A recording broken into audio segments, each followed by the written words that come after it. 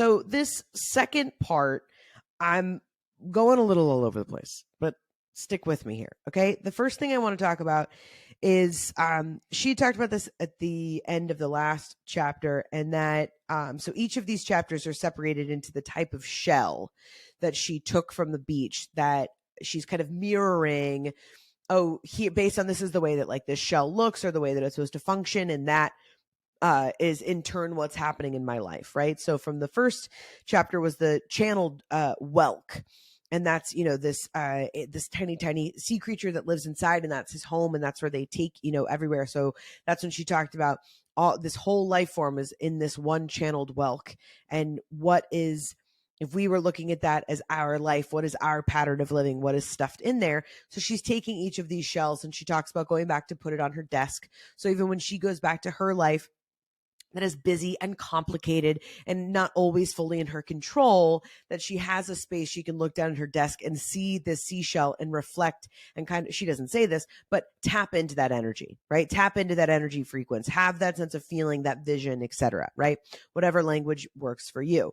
So I was thinking about that of, that's why I think creating some sort of space for yourself is so important and vital. Some people get very upset with the term altar because, if you come from the church, the idea of that you shall put no other gods before me, so that language may be problematic. Again, I'm really trusting that you guys are even smarter than me. You can read between the lines. That's the term that we're going to use for right now.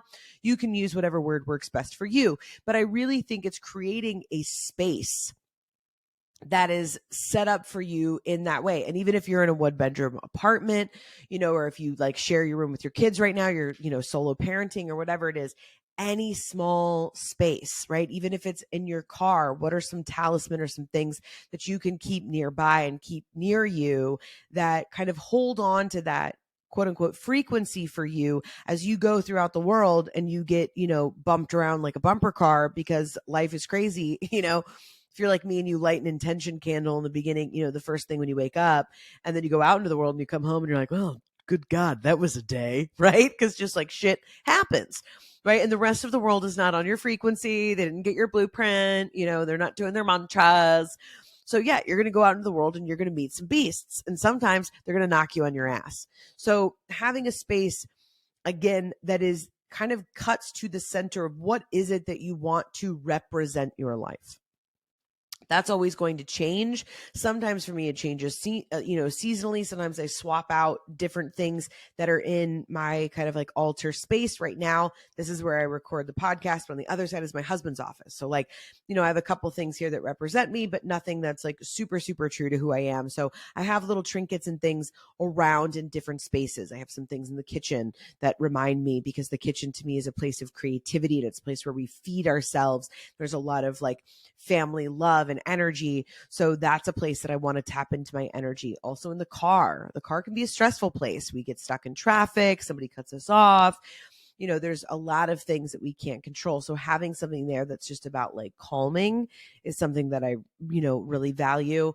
Right where I brush my teeth, I have like some crystals and pictures of kind of the way that like make me feel like alive and woken up and excited. Right. Even here when I record the podcast, you can't see because they're over on this side, or if you're listening, you definitely can't see, so don't try.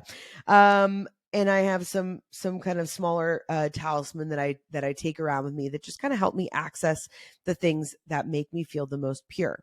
So I just wanted to touch on that of if you're a longtime spiritual, person, then you're like, yeah, I've got like my altar on lock. Okay.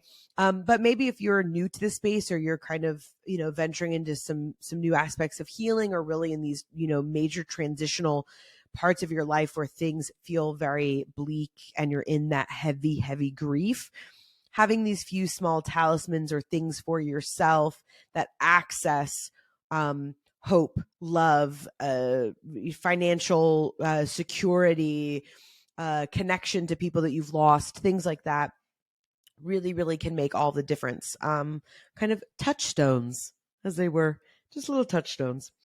So I'm going to reference the book, obviously, today as well.